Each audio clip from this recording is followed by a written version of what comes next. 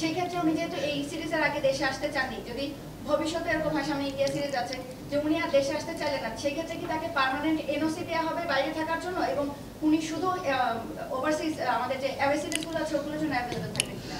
Permanent NOC তো দেওয়া হবে না, বাট অলরেডি একটা এনওসি ওর আছে। ও আপনি জানেন কাউন্টি খেলতে যাওয়ার কথা সারেতে, আমি যেটা দেখেছি আমার আগে আমি যেদিন কাজ পেয়েছি তারও আগে সে এনওসিটা নিয়ে নিয়েছে। তো এই সিরিজটা মানে এখন হয়তো আসবে না, ইন্ডিয়া সিরিজটা বাড়ি থেকে খেলবে যেহেতু তাকে এনওসি দিয়ে দেওয়া হয়েছে।